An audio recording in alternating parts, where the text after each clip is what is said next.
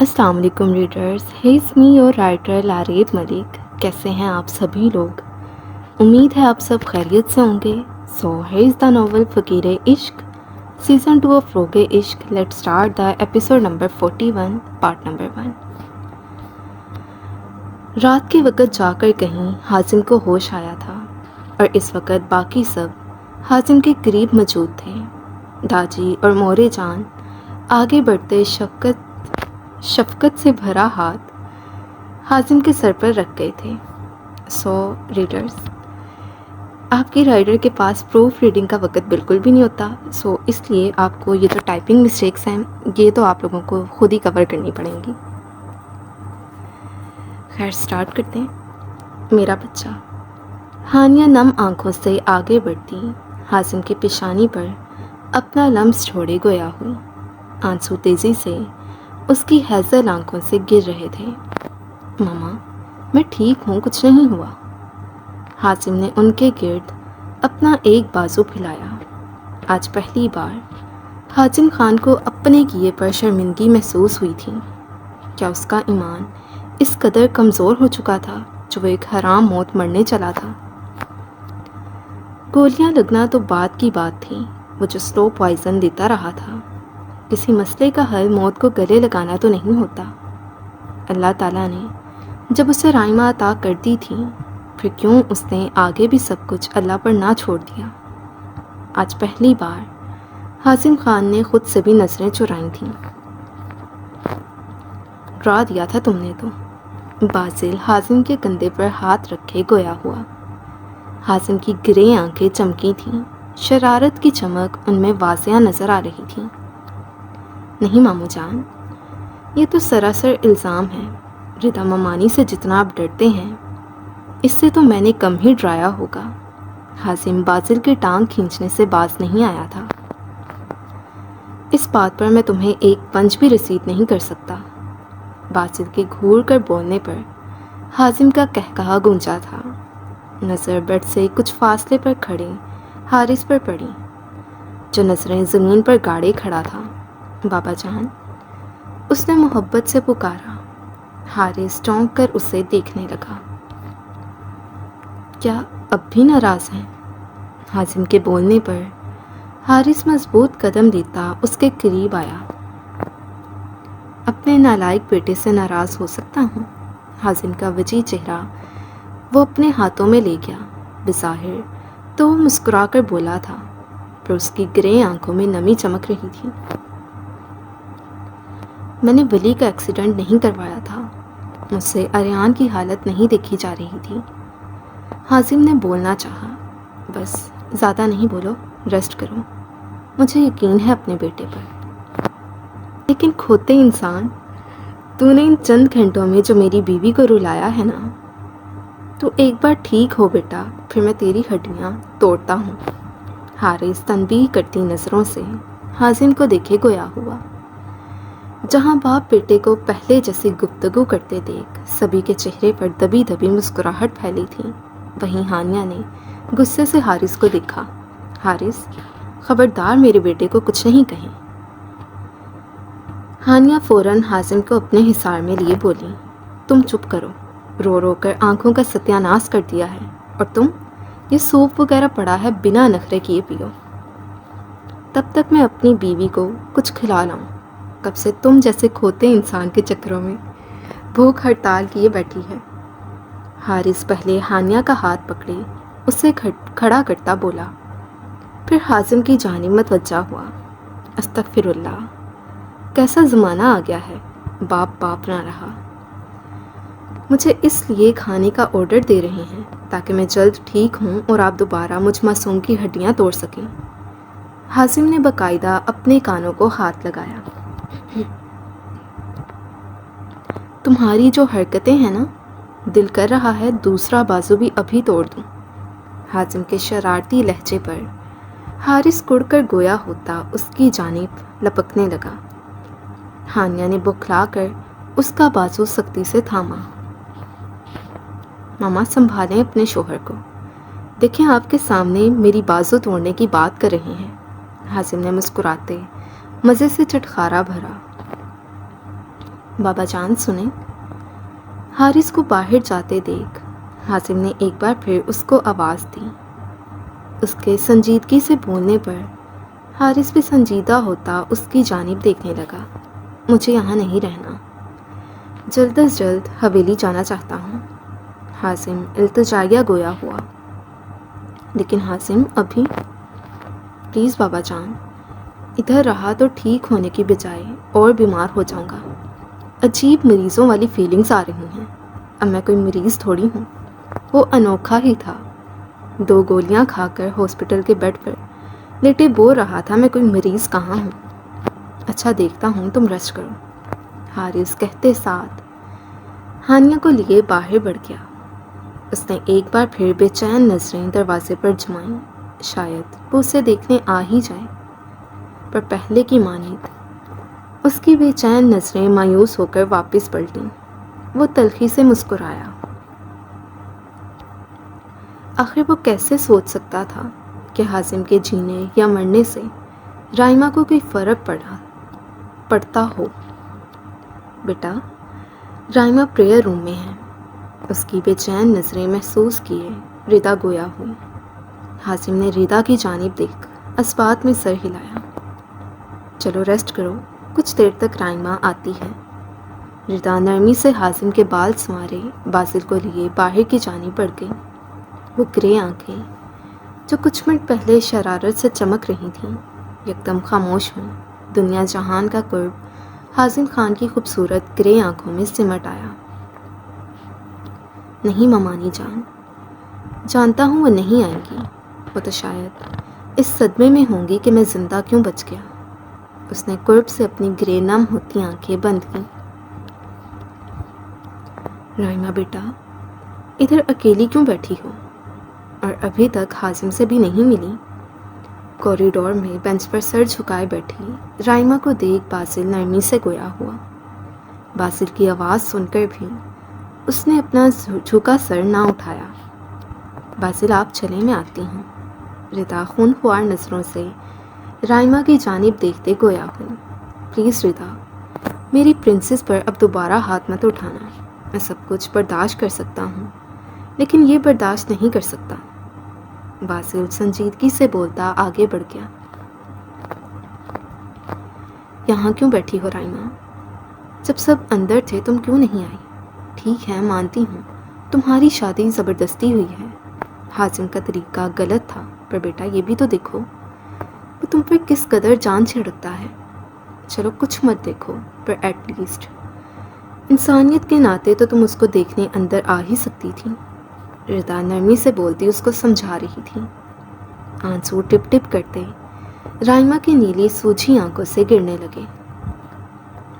رائما میری جان، اب کیوں رو رہی ہو؟ حازم ٹھیک ہے، اب کیوں ایسے کر رہی ہو؟ جانتی ہوں سب بہت مشکل ہے، لیکن اس بات کو تسلیم کرو وہ اب تمہارا شوہر ہے۔ ردا کے بولنے پر رائما کے لبوں سے ہچکی آزاد ہوئی۔ ردا نے آگے بڑھ کر اس کا سر سہلایا۔ رائما نے اپنے دونوں ہاتھ ردا کی کمر کے گرد باندھے اور بری طرح سے سکنے لگی۔ مما وہ سلو پوائزن لیتا رہا ہے، وہ بھی میرے ہاتھوں سے۔ ان ہاتھوں سے میں اسے موت کے قریب لے گئی۔ رائما بری طرح سے سکتی اپنے سرخ و سفید ہاتھ ردا کے سامنے کر گئی۔ میں اسے کیسے نظریں ملاؤں؟ رائما ایک بار پھر سسک اٹھی تھی۔ فضول باتیں نہیں کرو رائما، وہ بہت پریشان ہے، اس کو اور تکلیف مت دو۔ جاؤ شاباش، اس کے پاس جاؤ۔ ردا رائما کے آنسو اپنے دوپٹے سے پونچھتے ہوئے بولی۔ اوکے۔ ردا نے جس سے تصدیق چاہی، رائما نے اسبات میں سر ہلایا۔ ردا اس کا گال تھپک کر آگے بڑھ گئی۔ رائما نے سرخ نم آنکھوں سے روم کو دیکھا، پھر قدم با قدم چلتی روم کی جانب بڑھنے لگی۔ بہت آہستگی سے اس نے کمرے کا دروازہ کھولا۔ حازم آنکھیں مونڈے پڑا تھا۔ اس کا بازو، اس کا سینہ پٹیوں میں جکڑا ہوا تھا۔ رائما کی آنکھیں ایک بار پھر آنسوؤں سے بھرنے لگیں۔ सेकंड की देर किए बिना उसने दरवाज़ा बंद किया और भागती चली गई। दरवाज़ा बंद होने की आवाज़ पर हाजिम ने अपनी सुर्ख होती ग्रे आंखें खोलीं, पर किसी को ना पाकर वो एक बार फिर अपनी आंखें बंद कर गया।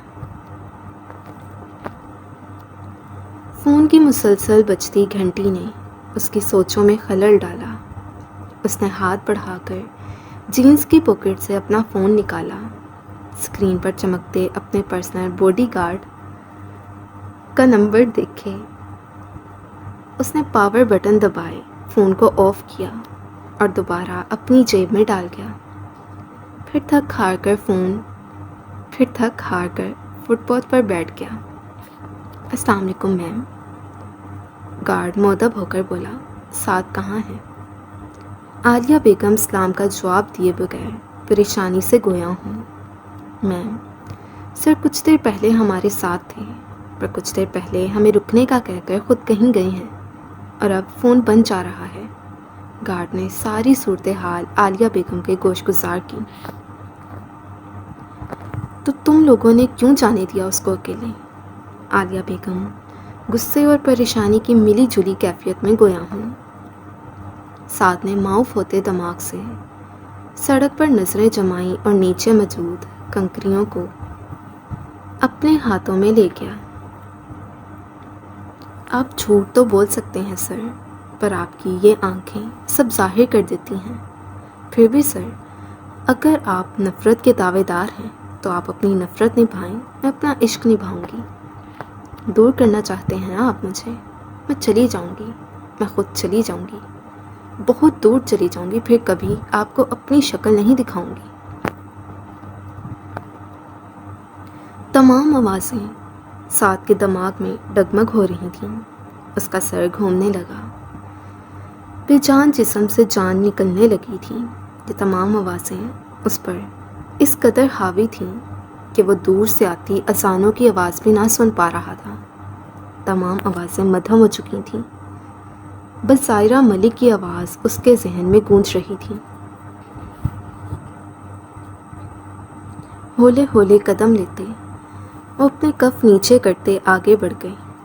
अभी उन्होंने चंद कदम ही आगे लिए होंगे जब कुछ महसूस होते वो अपने आगे बढ़ते कदमों को रोके पीछे मुड़े और फुटपाथ पर बैठे लड़के के करीब आए। वो हाथ में मौजूद कंकड़ तक रहा था। चंद सेकंड वो उसे देखते रहे। बेटा, उन्होंने आगे बढ़कर उसे पुकारा, पर साथ धनुष अपनी मुट्ठी पर नजरें जमाए हुए था। उस दीवानी इश्क में हारी लड़की का आपसे वादा है, मरकर भी आपको ये अजियत नहीं दूंगी कि एक शोहर की हैसियत से मेरे जनाजे को अपना कंधा दें। ज़ायरा के आखिरी अल्फाज उसकी स्मातों में हथौड़े की मानिद बरसने लगे। उसके सर में दर्द की शदीद टीसें उठने लगीं। बेटा, उन्होंने आगे बढ़कर साथ के कंधे पर हाथ रखा। साथ के हाथ में मौजूद कंकड़ ज़मीन बोस हुए। वो चौंक कर सामने खड़े शख्स को देखने लगा, जिनके पुरनोर चेहरे पर सफ़ेद दाढ़ी मौजूद थी। साथ गायब दिमागी से उन्हें तकने लगा। क्या बात है बेटा, परेशान लग रहे हो?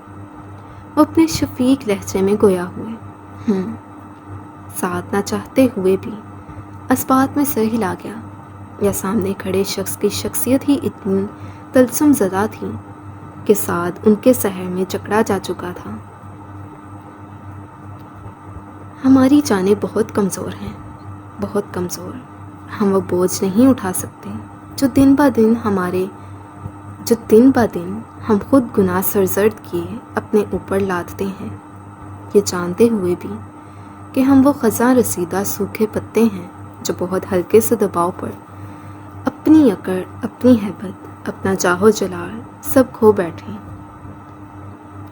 और वो तो खालिक कायनात है, हक में बरी हैं, दो जहानों का मालिक है, अर्श की कुर्सियों का, ज़मीन के ज़र्रे ज़र्रे का मालिक है। हर चीज़ में उसी की रहमत है। ये उसी की ही तो रहमत है कि वो एक सेकंड में गुनाहों की तपती धूप में खड़े इंसान को अपनी रहमत की ठंडक बख्श दे।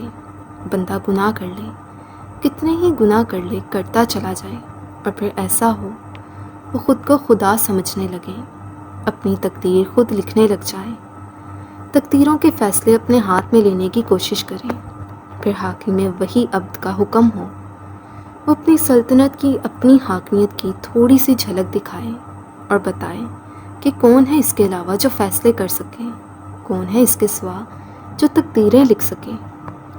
سعد کی سنہری جھکی آنکھیں تیزی سے سرخ ہوتی چھلکنے کو تیار تھیں۔ وہ خاموشی سے ان کی باتیں سن رہا تھا۔ وہ شاہ عشق ہے، وہ اپنے بندے سے 70 ماؤں سے زیادہ پیار کرنے والا، ہر بندے سے وہ پیار کرتا ہے، پھر چاہے وہ کوئی گناہ گار ہی کیوں نہ ہو، اور ہم سب فقیر عشق ہیں، ایسے فقیر جو شاہوں کے شاہ کی نظر کرم کے منتظر رہتے ہیں، اس کی رحمت کی بھیک مانگتے ہیں۔ تو شاہ عشق ہے، تیرا پلڑا ہے بھاری، میں فقیر عشق ہوں، میرا تن بھی خالی، میرا من بھی خالی۔ وہ خاموش ہوئے جب سعد نے سرخ انگارہ آنکھیں اٹھا کر ان کی جانب دیکھا۔ چلیں؟ انہوں نے مسکراتے سوال کیا۔ سعد ناسمجھی سے انہیں دیکھنے لگا۔ ہم فقیر عشق ہیں، اس کے عشق کے طلبگار بچے، اپنی تقدیر خود لکھنے چلے تھے، عرش پر ہوئے فیصلوں کو تبدیل کرنے چلے تھے۔ اس کو راضی کرو، اس کی رحمت طلب کرو، اس سے پہلے وہ تمہارا لکھا، تمہارا چاہا ہی تمہاری تقدیر بنا دے۔ بریکٹ، میں چاہتا تھا وہ مجھ سے نفرت کریں، یہ ہر وقت چپکتی کیوں رہتی ہو، دور رہا کرو، میں تمہیں خود سے دور کر دوں گا۔ بریکٹ، یہ اذیت نہیں دوں گی کہ ایک شوہر کی حیثیت سے میرے جنازے کو اپنا کندھا دیں۔ بریکٹ، لو ہو جاؤ خوش، مر رہی ہے میری بہن۔ سعد کی سانسیں تیز ہونے لگیں۔ وہ یہی تو چاہتا تھا کہ ظاہرہ ملک اس سے نفرت کرے، اس سے دور ہو جائے۔ اس نے نفی میں سر ہلایا۔ اپنی سنہری آنکھوں میں تکلیف کے ساتھ ساتھ آنسو بھی تیر رہے تھے۔ ابھی اذانیں ہوئی ہیں، اس کے سامنے جھکو، اس سے مانگو، وہ عطا کرے گا۔ وہ ایک بار پھر بولے، میں گناہ گار ہوں۔ سعد کی آنکھیں تکلیف سے لبریز تھیں۔ وہ خالی سے لہجے میں کھوئے ہوئے بولا، اس کی رحمت تمہارے گناہوں سے، تمہاری سوچ سے بھی زیادہ ہے، اتنی زیادہ کہ تم تصور تک نہیں کر سکتے۔ ایک بار اس کے سامنے جھکو، اور اس دیوانگی، اس شدت سے جھکو کہ وہ کن کہنے پر مجبور ہو جائے۔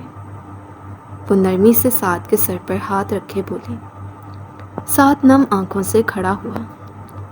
اسے نہیں یاد پڑتا تھا کہ عیدین یا رمضان کے علاوہ اس نے کبھی نماز پڑھی ہو، پر آج وہ جھکنا چاہتا تھا، اس طرح جھکنا چاہتا تھا کہ وہ شاہ عشق، اس فقیر عشق کو اس کا عشق عطا کر دے، جسے وہ اپنی کوتاہیوں سے خود سے بہت دور کر چکا تھا۔ ان بزرگ کے چلنے پر ان کے پیچھے ہی وہ خاموشی سے بڑھنے لگا۔ مسجد کے سامنے جاتے اس نے نظریں اٹھا کر مسجد کے گنبد کو دیکھا، پھر آسمان پر گہرے ہوتے اندھیرے کو دیکھا۔ سورج غروب ہو رہا تھا۔ ابھی کچھ دیر پہلے مغرب کی اذانیں ہوئی تھیں۔ وہ اندر داخل ہوا، پھر وضو کیے جماعت کے ساتھ نماز پڑھنے کھڑا ہو گیا۔ ہر ایک رکوع، ہر ایک سجدے میں پہلے سے زیادہ خاموش آنسو اس کی بند آنکھوں سے گر رہے تھے۔ سلام پھیرنے کے بعد اس نے اپنے کانپتے ہاتھ اٹھائے۔ اسے سمجھ نہیں آیا وہ کیا بولے۔ اگلے ہی پل وہ پھٹتے دل سمیت سجدہ ریز ہوا۔ لوگ اپنی نماز ختم کیے مسجد سے باہر نکل رہے تھے۔ کئی لوگ اس شخص کو دیکھ رہے تھے جو اب سجدہ ریز تھا، پر ساتھ ہر چیز سے بے نیاز تھا۔ اسے یاد تھا تو بس اتنا کہ وہ دونوں جہانوں کا مالک ایک گناہ گار کو بھی نوازتا ہے۔ اللہ، وہ تڑپ کر بولا، میرے پاس کہنے کو کچھ نہیں ہے، میں خود کو اس قابل بھی نہیں سمجھتا کہ معافی مانگ سکوں، پر یا اللہ، میں تجھ سے نہیں مانگوں گا تو کس سے مانگوں گا؟ تجھے نہیں پکاروں گا تو کسے پکاروں گا؟ تو مجھے نہیں عطا کرے گا تو تیرے سوا کون ہے جو مجھ گناہ گار پر رحم کرے گا؟ اے اللہ، میں گناہ گار ہوں، سیاہ کار ہوں، پر ہوں تو تیرا ہی بندہ۔ اے تقدیروں کے بدل دینے والے، میں تجھ سے زائرہ ملک کی زندگی مانگتا ہوں۔ اس دیوانی کو زندگی سے نواز دے، اس کی مدھم پڑتی سانسوں کو جان بخش دے۔ میں پاگل ہو گیا تھا، انسان ہونا، غلطیوں کا پتلا ہوں، سمجھ ہی نہ سکا کہ جب تو نے اسے میری پسلی سے بنایا ہے، اسے بنایا ہی محض میرے لیے ہے، پھر کیسے وہ میرے تمام ظلم کے بعد بھی مجھ سے دور جا سکتی تھی؟ اے اللہ، اس کو زندگی دے دے، مجھے معاف کر دے۔ میری گناہوں کی سزا زائرہ کو مجھ سے دور کر کے نہ دینا، اسے مجھ سے اتنا دور نہ کرنا کہ روز محشر سے پہلے میں اسے دیکھ نہ سکوں۔ مجھے موقع دے دے تاکہ میں اس سے اپنی کوتاہیوں کی، اپنے ظلم کی معافی مانگ سکوں۔ بابا جی، آپ 2 منٹ دیں، بس میں اس کو دیکھ لوں، اب تو بہت دیر ہو چکی ہے اسے سجدے میں گئے ہوئے۔ ایک شخص انہی بزرگ کو بتائے ساتھ کی جانب بڑھنے لگا۔ رک جاؤ، شاہ و فقیر کی ہم کلامی میں دخل اندازی نہیں کرتے، وہ مسکرا کر بولے، پھر پلٹ گئے۔ اس شخص نے ایک نظر سعد کے وجود پر ڈالی جو اب تک سجدہ ریز تھا، پھر خود بھی خاموشی سے پلٹ گیا۔ اب سعد تھا اور ہر ایک کو سننے والا خالق تھا۔ سعد مانگ رہا تھا، اور ایسا کیسے ممکن ہو سکتا تھا کہ کوئی بندہ اتنی شدت سے کچھ مانگے اور وہ اسے عطا نہ کرے؟ اشار پریشانی سے بیڈ پر بیٹھی تھی۔ دوپہر کو فیمیل سرونٹس کھانا رکھ کر جا چکی تھیں، جو ویسے کا ویسا ہی پڑا تھا۔ اس نے کسی ایک چیز کو ہاتھ تک نہ لگایا تھا۔ اسے سب سے زیادہ بحرام سے خوف آ رہا تھا، پر وہ نکاح پر نکاح کیسے کر سکتی تھی؟ اس کی شادی تو ہو چکی تھی۔ سوچ سوچ کر ایک بار پھر اشار کی آنکھوں سے آنسو ٹپکنے لگے۔ اس کے رونے کا شغل جاری ہی تھا جب ایک جھٹکے سے دروازہ کھلا اور 2 لیڈی سرونٹس اندر داخل ہوئیں۔ دونوں نے اپنے ہاتھ میں ٹی پنک کلر کی میکسی تھام رکھی تھی، جس کا فلیئر اس قدر زیادہ تھا کہ وہ دونوں بھی اسے سنبھالنے سے قاصر تھیں۔ انہوں نے ڈریس لا کر بیڈ پر رکھا۔ اشار گھبرا کر کھڑی ہوئی۔ میم، اب فریش ہو جائیں، دن آپ کو ریڈی کرنا ہے، ایک لڑکی مسکرا کر بولی۔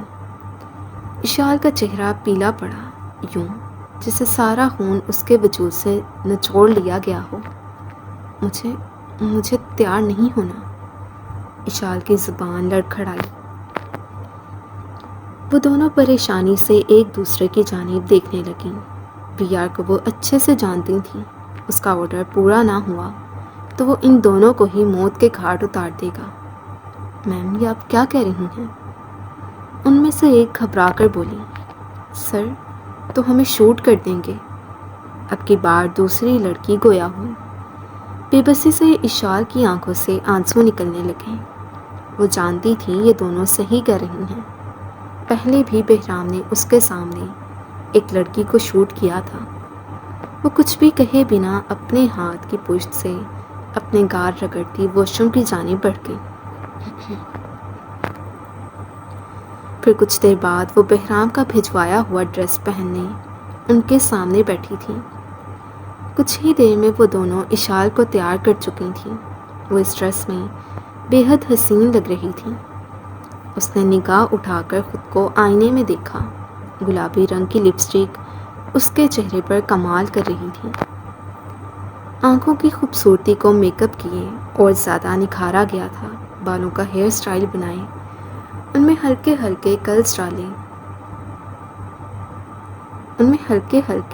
ڈالے گئے تھے، جبکہ کچھ بال اس کے شانے پر تھے۔ وہ خالی نگاہوں سے خود کو تک رہی تھی۔ میم، یہ اتار دیں۔ اس لڑکی کی آواز پر وہ چونکتی اسے دیکھنے لگی جو اس کو گلے میں پہنا گیا پینڈنٹ اتارنے کو کہہ رہی تھی تاکہ ڈریس کے ساتھ کا ڈائمنڈ سیٹ پہنا سکے۔ بے ساختہ ہی اشار کا ہاتھ اس کے پینڈنٹ پر گیا تھا۔ اس نے نفی میں سر ہلایا، آپ اسی کے اوپر پہنا دیں۔ اس نے پینڈنٹ اتارنے سے انکار کیا۔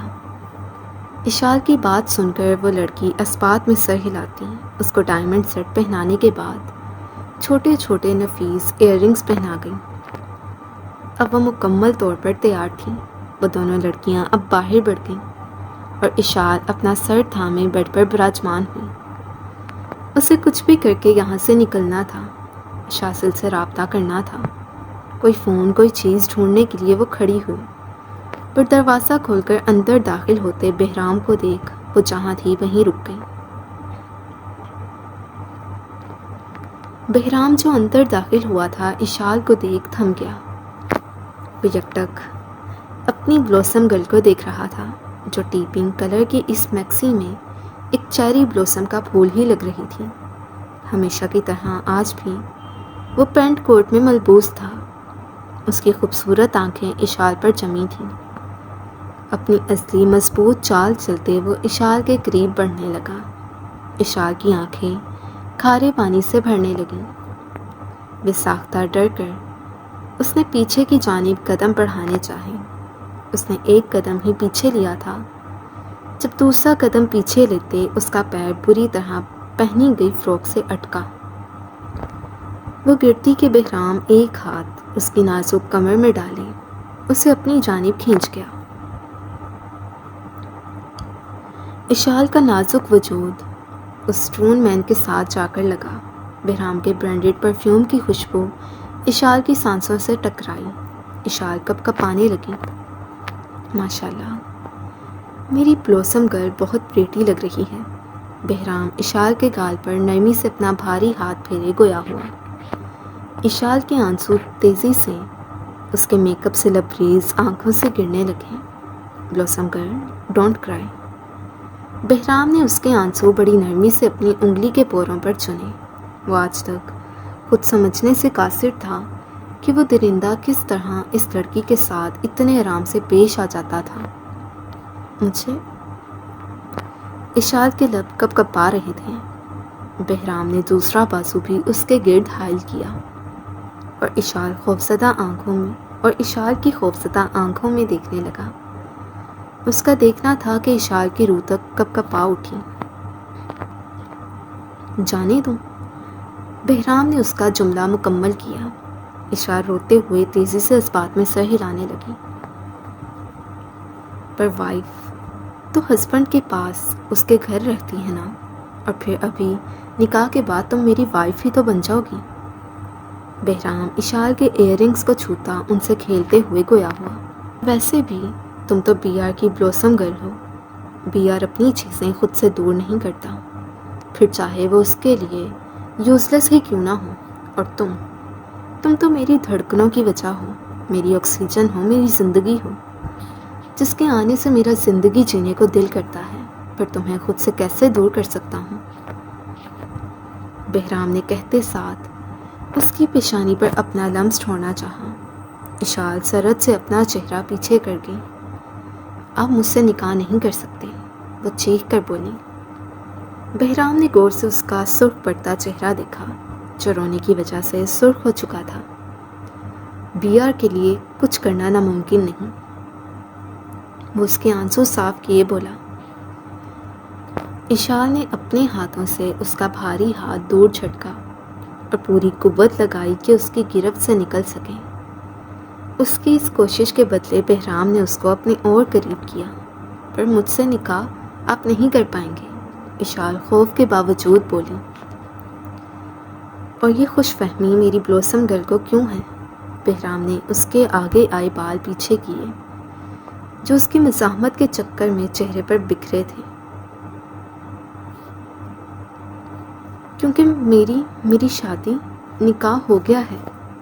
اشال کا جملہ سن کر بہرام کی نرم تاثر نگاہوں میں یکدم کرختگی اور وحشت ہچکولے لینے لگی۔ اس نے اس قدر سپاٹ نگاہ سے اشال کو دیکھا کہ اس کا رواں رواں کانپنے لگا۔ جھوٹ نہیں بولو، بہرام کا نرم لہجہ اس کی نگاہوں کے بالکل مخالف تھا۔ سچ کہہ رہی ہوں، اشال کانپتے لہجے میں بولی۔ بہرام نے ایک جھٹکے سے اس کو چھوڑا اور خاموشی سے رخ پھیر گیا۔ اشال کانپتی اس کی چوڑی پشت تکنے لگی۔ اگلے ہی پل بہرام نے گن نکالی اور 6 کی 6 گولیاں فائر کر گیا۔ اشار کانوں پر ہاتھ رکھے چیخنے لگی۔ گارڈز ہڑبڑاتے اندر داخل ہوئے۔ بہرام نے سرخ انگارہ آنکھوں سے اپنے خاص آدمی کو دیکھا۔ اس کو ٹریس کیا تھا۔ اس کی پل پر کی خبر تم نے دی تھی نا؟ بہرام سرد لہجے میں بولتا آگے بڑھا، پھر دوسری گن اپنی بیلٹ سے نکالے اس کی دونوں ٹانگوں پر فائر کر گیا۔ وہ شخص سرخ چہرے سمیت بے ساختہ نیچے گرا، لیکن کراہنے کی غلطی اس نے نہ کی تھی، ورنہ اس کی زبان بہرام کے ہاتھ میں ہوتی۔ ایک بار پھر اشار کی چیخوں سے کمرہ گونج اٹھا۔ وہ ڈریسنگ کے ساتھ بیٹھتی دونوں ہاتھ اپنی آنکھوں پر رکھ گئی۔ تمہیں اس کے شوہر کا علم کیسے نہیں ہو سکا؟ بہرام کے سرد لہجے میں کہنے پر اشار نے ہچکیاں بھرتے بہرام کی جانب دیکھا۔ وہ قدم بہ قدم اس شخص کی جانب بڑھ رہا تھا۔ اس کے قریب پہنچتے اس نے ایک جھٹکے سے اپنی ٹائی اتاری اور اس گارڈ کے گلے میں ڈالی۔ دونوں ہاتھوں سے دباؤ بڑھانے لگا۔ تمہیں وہ دیکھنا چاہیے تھا جو وہ مخفی رکھے ہوئے تھے، نہ کہ وہ جو وہ تمہیں دکھا رہے تھے، بہرام نے کہتے ساتھ گرفت اور زیادہ مضبوط کی۔ وہ شخص سرخ چہرے سے سانسوں کے لیے تڑپنے لگا۔ اشال سفید پڑتے چہرے سے سامنے کا منظر دیکھ رہی تھی۔ بالآخر وہ گارڈ تڑپتا ساکت ہو گیا۔ بہرام نے ایک جھٹکے سے اسے خود سے دور پھینکا۔ اس کے جسم کے اتنے ٹکڑے ہونے چاہیے کہ کتے بھی اس کو کھانے سے انکار کر دیں۔ بہرام نے ایک آخری ٹھوکر اس کو رسید کرتے کہا اور واپس اشار کی جانب مڑا، جو بہرام کو آتے دیکھ ڈریسنگ کے اندر گھسنے کو تھی۔ اس پاٹ چہرہ لیے پنجوں کے بل اشار کے قریب بیٹھا۔ وہ یکٹک اشال کو دیکھ رہا تھا اور اشال خوف سے تھر تھر کانپ رہی تھی۔ بہرام نے ہاتھ بڑھا کر اشال کے نازک کمر میں ہاتھ ڈالے، اس کو اپنے بے حد قریب کیا۔ وہ اشال سے اس قدر قریب تھا کہ اس کی گرم سانسیں اشال کو اپنے چہرے پر واضح محسوس ہو رہی تھیں۔ ایک بات یاد رکھنا بلوسم گر، بہرام کا لہجہ اب نرم نہ تھا، لیکن اس کی گرفت نرم تھی، اس قدر نرم تھی گویا اس نے کسی پھول کو پکڑا ہو۔ یو آر مائن، بہرام اس کے کان کے قریب اپنے لب کرتے بولا۔ اشال کے رونے میں روانی آئی۔ میں تو اب بھی نکاح کر سکتا ہوں، جہاں اتنے گناہ کیے ہیں وہاں ایک اور گناہ سے کوئی فرق نہیں پڑے گا، پر تمہاری تسلی کے لیے تمہیں بیوہ کرنے کے بعد ہی تم سے نکاح کروں گا۔ بہت جلد تمہارے شوہر کو موت کے گھاٹ اتاروں گا، اور تمہاری قسم اس کو اس قدر تکلیف دہ موت دوں گا جتنی آج تک بیار کے ہاتھوں کسی کو نصیب نہ ہوئی ہوگی۔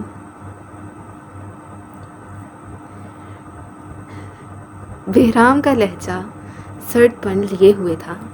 چینج کر کے سو جاؤ، کیونکہ کچھ ٹائم کے لیے نکاح پینڈنگ ہو گیا ہے، پر یہ یاد رکھنا یہاں سے تو تم بس میرے روم میں ہی شفٹ ہو سکتی ہو اور کہیں نہیں جا سکتی۔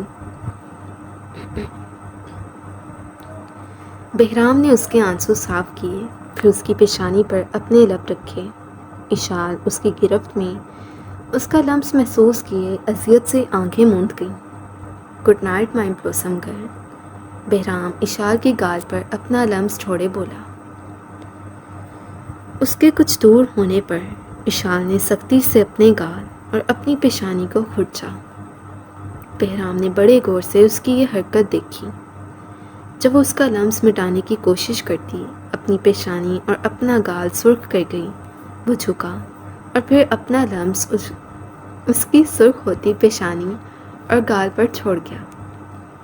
ڈونٹ ہرٹ یور سیلف، خود کو ہرٹ نہیں کرو، بہرام نرمی سے بولا اور باہر نکلتا چلا گیا۔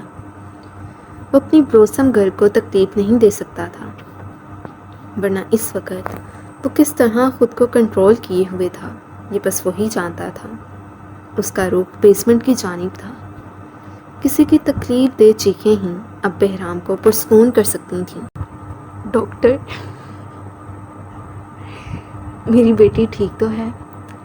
روحان پریشانی سے، آج یہ سین مجھ سے ریکارڈ نہیں ہونے والا. سیریسلی 5 سے 6 دفعہ نا میں ریکارڈنگ بند کر چکی ہوں. میری نا بہن آج میرے ساتھ بیٹھی ہوئی ہے اور ہم لوگ بس ہنسی جا رہے ہیں. آج وہ مجھے ہنسائی جا رہی ہے. خیر میں دوبارہ اسٹارٹ کرتی ہوں. بی سیریس سین ہے. ڈاکٹر میری بیٹی ٹھیک تو ہے؟ روحان پریشانی سے ڈاکٹر کی جانب دیکھتے گویا ہوا، جو بڑی عجلت سے آئی سی یو سے باہر نکلا تھا. Yes now she is out of danger. اب وہ ٹھیک ہے. بٹ آئی آلریڈی ٹولڈ وہ چلنے سے قاصر ہیں. کچھ دیر تک انہیں ہوش آ جائے گا. اب ان کے ہوش میں آنے کے بعد ہی پتہ چلے گا کہ ان کی میموری ٹھیک ہے یا پھر وہ میموری بھی لوس کر چکی ہیں. ڈاکٹر کے بولنے پر زویا نے ہچکیاں بھرتے ضبط سے آنکھیں میچی تھیں. اریان نے زویا کو اپنے ساتھ لگایا. ماما وہ خطرے سے باہر ہے، زائرہ زندہ ہے. اریان نے زویا کے آنسو صاف کرتے کہا. ایک تو جو سیریس سین ہوتا ہے نا تبھی مجھے اور میری بہن کو ہنسی آتی ہے. اف ریئل میں بھی ایسے ہی ہوتا ہے، کوئی سیریس بات ہو رہی ہوتی ہے ہم لوگ ہنس پڑتے ہیں. زویا نے اس بات میں سر ہلایا. زائرہ ملک موت کے منہ سے واپس آ چکی تھی. کچھ دیر تک اس کو پرائیویٹ روم میں شفٹ کر دیا گیا تھا. اس وقت روحان، زویا اور اریان زائرہ کے پاس تھے. انایا اپنے ایگزام کی وجہ سے نہ تو پشاور جا چکی تھی نہ ہی زائرہ کے پاس آ سکی تھی. اریان نے اسے سختی سے کہا تھا وہ بس اپنے فائنلز پر فوکس کریں، اور وہ نہیں چاہتا تھا کہ اس کی چوسی اپنے لالا اور اپنی جان سے عزیز دوست کو اس حال میں دیکھیں. اسی لیے اس کو انایا پر تھوڑی سختی کرنی پڑی تھی. لیکن وہ مطمئن تھا کیونکہ وہ جانتا تھا وہ چوسی جتنے چھوٹے دل کی مالک تھی خود رو رو کر ہاسپٹل ایڈمٹ ہو جاتی. اس نے آہستگی سے اپنی آنکھیں کھولیں. کالی گہری آنکھیں ہاسپٹل کی چھت سے ٹکرائیں. اسے یوں محسوس ہو رہا تھا جیسے اس کا سارا وجود اس کے ساتھ موجود ہی نہ ہو، یا تکلیف اتنی شدید تھی کہ اس کا وجود ساکت و جامد ہو گیا تھا. السلام علیکم، ہاؤ یو فیل ناؤ؟ آواز کی سمت پر اس نے بامشکل اپنا چہرہ موڑ کر بائیں جانب دیکھا. ایک 25 سالہ ہینڈسم سا لڑکا اس کی ڈرپ سیٹ کرتے زائرہ سے مخاطب ہوا. زائرہ بس خاموشی سے اسے دیکھنے لگی، کچھ بھی نہ بولی. اس نے سفید اوور آل پہن رکھا تھا. یقیناً وہ ڈاکٹر ہی تھا. What's your name miss? Doctor نے ایک بار پھر استفسار کیا، پر مقابل پر وہی خاموشی طاری رہی. چلیں اٹس اوکے، ریسٹ کریں، مت بتائیں. ڈاکٹر کہتے ساتھ میڈیسن چیک آؤٹ کرنے لگا. زائرہ ملک، وہ انتہائی مدھم آواز میں بولی. وہ شخص پلٹا. ساتھ نے گاڑی پارک کی اور مدھم قدم اٹھاتا ایک بار پھر ہاسپٹل کی اندرونی عمارت کی جانب بڑھنے لگا. وہ کوریڈور سے گزرتا آئی سی یو کے قریب آیا، پر آئی سی یو میں زائرہ کی جگہ اور پیشنٹ کو دیکھ اس کا دل جسے کسی نے مٹھی میں جکڑ لیا. زائرہ کہاں گئی؟ کیا وہ اسے چھوڑ کر چلی گئی؟ کیا اس کی دعا رائے گا گئی؟ کیا اللہ نے اسے معافی کے لائق بھی نہیں سمجھا؟ بساختہ ہی وہ لڑ کھڑایا تھا. سنہری آنکھیں ایک بار پھر نم ہونے لگی تھیں. سسٹر، ساتھ نے قریب سے گزرتی نرس کو مخاطب کیا. وہ پلٹتی سوالیہ نظروں سے ساتھ کی جانب دیکھنے لگی، جو شرٹ کے ساتھ پینٹ پہنے رف سے حلیے میں بھی کسی کا بھی دل دھڑکا سکتا تھا. یہاں جو پیشنٹ تھی، ساتھ سے بات مکمل کرنا مشکل ہوا. اس نے آنسوؤں کے گولے کو خود میں اتارا. جی وہ انہیں روم میں شفٹ کر دیا گیا ہے. Now she is fine. Nurse کے مسکرا کر کہنے پر ساتھ نے ایک جھٹکے سے اپنا سر اٹھایا. آنکھوں میں خوشی بے یقینی نہ جانے کیا کیا تاثر تھا. سوری. ساتھ نے سرخ آنکھوں سے پھر استفسار کیا. انہیں روم میں شفٹ کر دیا گیا ہے. اب وہ خطرے سے باہر ہے. اب تک تو انہیں ہوش بھی آ چکا ہوگا۔ نرس کے بولنے پر سعد کی آنکھوں سے آنسو ٹوٹتے اس کی بیئرڈ میں جذب ہوئے۔ وہ گھٹنوں کے بل نیچے گرا۔ نرس نے یکدم گھبرا کر آگے بڑھ کر سعد کو دیکھنا چاہا، پر وہ دیوانہ ہاسپٹل کے کوریڈور میں سجدہ ریز ہو چکا تھا۔ کئی آتے جاتے لوگوں نے اس شاندار شخص کو یوں سجدہ کرتے دیکھا تھا۔ کچھ لوگ اس کے اس بے ساختہ عمل پر مسکرائے تھے، جبکہ کچھ لوگ خاموشی سے آگے نکل چکے تھے۔ نرس بھی خاموشی سے آگے بڑھنے لگی۔ ایکسکیوز می، روم نمبر بتا دیں۔ سعد کی بےتاب آواز پر وہ مڑی اور روم نمبر بتایا۔ سعد تیزی سے اٹھتا کھڑا ہوا اور اپنی نم آنکھیں پہنچتے تیزی سے نرس کے قریب سے نکلتا چلا گیا۔ زائرہ کے ہوش میں آنے کی خبر سنتے روحان، اریان اور زویا اندر داخل ہوئے۔ کیا آپ ان لوگوں کو پہچانتی ہیں؟ ڈاکٹر نے پھر سوال داغا۔ زائرہ نے شدید تکلیف برداشت کرتے اپنا سر دوسری جانب کیا۔ زائرہ، زویا خود پر ضبط نہ کرتی زائرہ کے قریب آتی، اس کا ہاتھ پکڑے اپنے لبوں سے لگا گئی۔ روحان بھی آگے بڑھا تھا۔ زائرہ بس خاموش نگاہوں سے سب کو دیکھ رہی تھی۔ کیا آپ ان سب کو جانتی ہیں؟ ڈاکٹر نے پھر سوال داغا۔ جی، میرے پیرنٹس ہیں، زائرہ اتنی کم آواز میں بولی کہ باقی سب بڑی مشکل سے سن پائے۔ ڈاکٹر نے اریان کو سب ٹھیک ہونے کا اشارہ کیا۔ اس کی میموری لاس نہیں ہوئی تھی، پر وہ ڈسیبل ہو چکی تھی۔ چونکہ اسے انجیکشنز کی ہیوی ڈوز دی گئی تھی، وہ ایک بار پھر غنودگی میں جانے لگی تھی، پر کچھ تھا جو بار بار اس کو اپنی سرخ ہوتی آنکھیں کھولنے پر مجبور کر رہا تھا۔ وہ چیز کچھ اور نہیں، سعد کے تیزی سے بڑھتے قدم تھے جو اس کی جانب آ رہے تھے۔ سعد ہمدانی کی خوشبو تھی جو اتنی غنودگی کے بعد بھی زائرہ ملک کو ہوش و حواس سے بیگانہ نہیں ہونے دے رہی تھی۔ اگر تیز تیز قدم اٹھاتے سعد ہمدانی کے دل کی دھڑکنیں تیز ہوتی چلی جا رہی تھیں، تو ادھر بیڈ پر لیٹی زائرہ کی ہارٹ سپیڈ بھی ECG مشین پر زیادہ شو ہونے لگی تھی۔ سعد پھولی سانسوں میں دروازے تک پہنچا جو پہلے ہی کھلا تھا۔ اس کی نظر بیڈ پر آنکھیں کھولے لیٹی زائرہ سے ٹکرائی۔ سنہری آنکھوں میں قرب، اذیت، ملال شفاف موتی بنتا ظاہر ہونے لگا۔ زائرہ نے یکدم دروازے کی جانب دیکھا۔ کالی آنکھیں ساکت ہوئیں، دھڑکن اپنے معمول پر آ گئی۔ اس کو ہنوز دروازے کی جانب تکتے دیکھ باقی سب بھی دروازے کی جانب متوجہ ہوئے۔ سعد کو کمرے سے باہر کھڑے دیکھ اریان کی رگیں پھٹنے کے در پر تھیں۔ زائرہ، سعد اس قدر تڑپ کر آگے بڑھا کہ وہاں کھڑا ڈاکٹر بھی اس دیوانے جیسی حالت لیے شخص کو دیکھنے لگا جس نے تیزی سے زائرہ کی جانب بڑھنا چاہا تھا۔ اس سے پہلے وہ ایک قدم اور آگے بڑھاتا، اریان اس کے راستے میں حائل ہوا۔ اریان، ایک بار، خدارا ایک بار بس دیکھنے دو، پھر چلا جاؤں گا، پلیز ایک بار دیکھنے دو، محسوس کرنے دو، وہ زندہ ہے، بول رہی ہے، چپ نہیں پڑی۔ سعد نے نم آنکھیں زائرہ پر جمائے ساتھ اریان سے درخواست کی۔ کیا آپ انہیں جانتی ہیں؟ ڈاکٹر زائرہ سے مخاطب ہوا۔ سعد تھم گیا۔ وہ خاموشی سے زائرہ کو تکنے لگا۔ زائرہ نے ساکت پڑی کالی نگاہیں سعد سے ہٹائیں اور ایک بار پھر شدید تکلیف برداشت کرتے اپنا سر دوسری جانب پھیر گئی۔ نہیں، فقط یک لفظی جواب سعد ہمدانی کا دل باہر نکال گیا۔